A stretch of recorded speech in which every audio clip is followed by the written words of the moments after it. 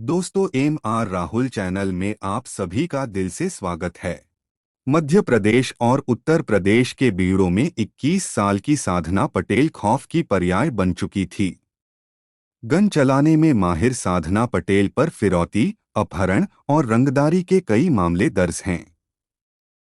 कहा तो यह भी जाता है कि वो बड़े बड़े पहाड़ों के घने जंगलों के बीच हर वक्त अपने गैंग के सुरक्षा घेरे में रहने वाली साधना पटेल एकमात्र दस्यु सुंदरी थी।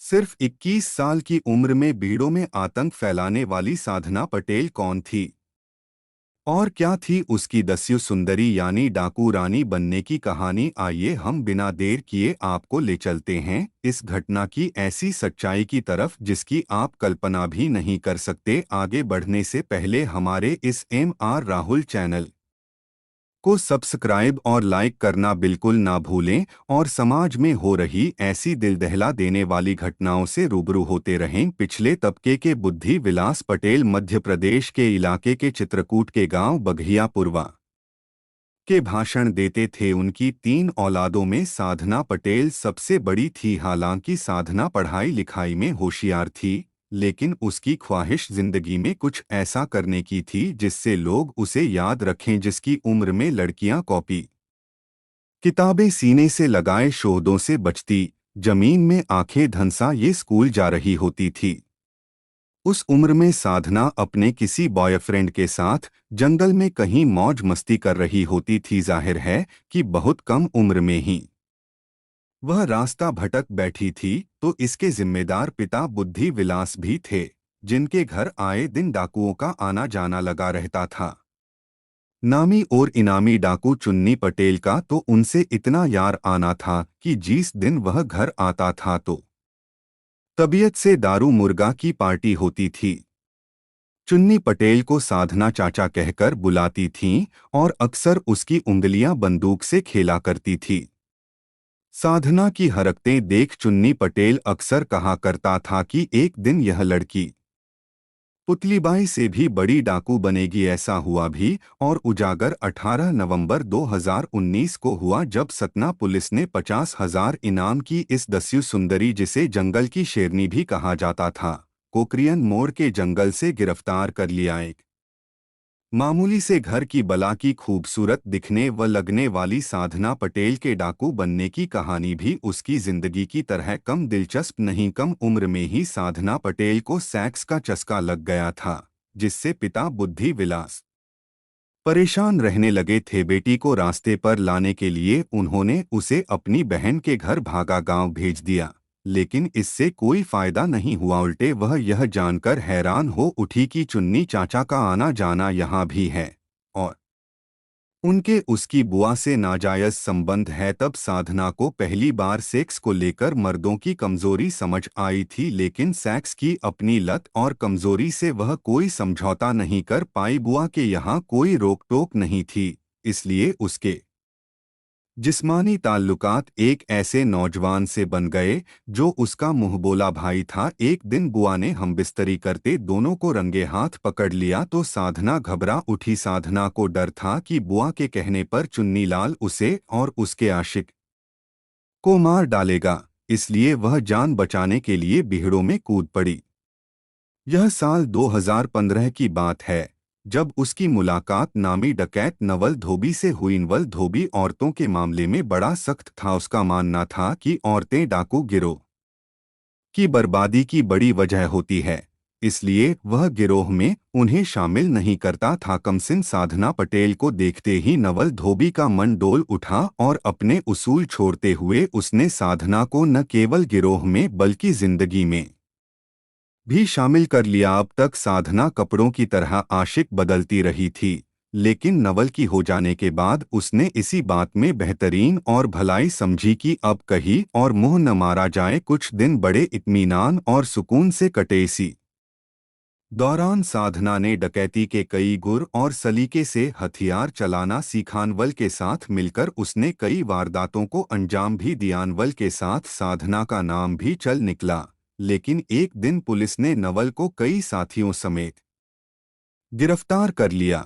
जिससे उसका गिरोह तितर बितर हो। उठानवल की गिरफ्तारी साधना की बैंडिट क्वीन बन जाने की ख्वाहिश पूरी करने वाली साबित हुई। साधना ने गिरोह के बाकी सदस्यों को लेकर अपना खुद का गिरोह बना डाला और बेखौफ होकर वारदातों को अंजाम देने लगी। गिरोह के सभी सदस्य हालांकि उसे साधना जी जी कहते थे, लेकिन कई मर्दों से वह सेक्स संबंध बनाती रही। अपना खुद का गिरोह बनाने के शुरुआती दौर में साधना रंगदारी वसूलती थी, लेकिन यह भी उसे समझ आ रहा था कि अगर नामी डाकू बनना है और खौफ बनाए रखना है तो जरूरी है कि किसी ऐसी वारदात को अंजाम दिया जाए जिसकी चर्चा दूर दूर तक हो।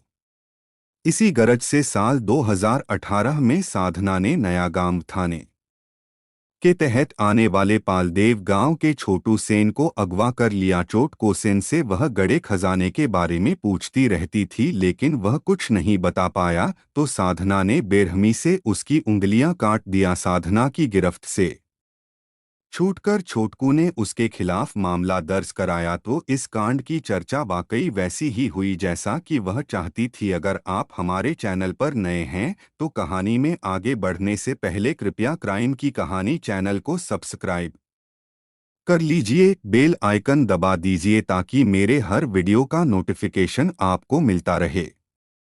इस कांड के बाद साधना के नाम का सिक्का बिहड़ों में चल निकला और इसी दौरान उसकी जिंदगी में पालदेव गांव का ही नौजवान छोटू पटेल आया। छोटू के पिता ने बेटे की गुमशुदगी की रिपोर्ट पुलिस में लिख आते समय उसके अगवा हो जाने का अंदेशा जताया था। कुछ दिनों बाद पुलिस को पता चला कि छोटू साधना का नया आशिक है और उसे अगवा नहीं किया गया है, बल्कि वह अपनी मर्जी से साधना के साथ रह रहा है। तो पुलिस ने उसे भी डकैत घोषित कर उसके सिर 10,000 रुपए का इनाम रख दिया। छोटू 6 अगस्त 2019 को गायब हुआ था, लेकिन हकीकत में इसके पहले भी वह साधना से मिला करता था और दोनों जंगल में रंगरलियां मनाते थे। बाद में छोटू गांव वापस लौट आता था। सच जो भी हो, लेकिन यह तय है कि साधना वाकई छोटू से दिल लगा बैठी थी और उसकी ख्वाहिश पूरी करने के लिए कभी कभी जीन्स शर्ट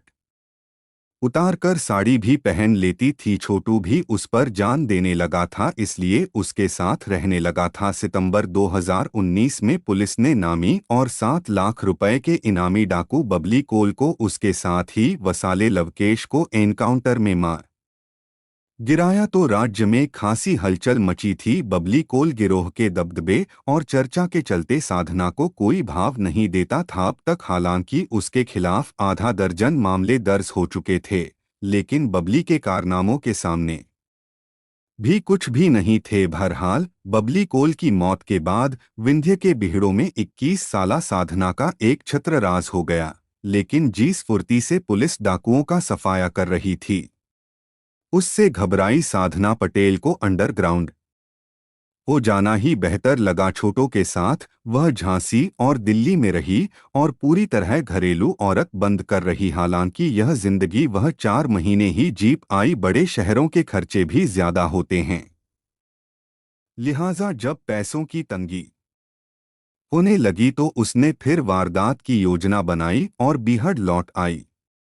पुलिस को मुखबिरों के जरिए जब यह बात मालूम हुई तो उसने जाल बिछाकर 17 नवंबर 2019 को उसे गिरफ्तार कर लिया। उत्तर प्रदेश में भी साधना पटेल कई वारदातों को अंजाम दे चुकी थीं, लेकिन वहां किसी थाने में उसके खिलाफ किसी ने मामला दर्ज नहीं कराया था। इसके बाद भी पुलिस ने उस पर 30,000 रुपए के इनाम का ऐलान किया था। अब साधना पटेल जेल में बैठी मुकदमों की सुनवाई और सजा के इंतजार में काट रही है, लेकिन उसकी कहानी बताती है कि उसके डाकू बनने में सबसे बड़ी गलती तो उसके पिता की ही है, जिनकी मौत के बाद साधना भी लगाम हो गई थी। ऐसी मौत किसी को ना मिले। दोस्तों, इस पूरी वीडियो के बारे में आपकी राय क्या है?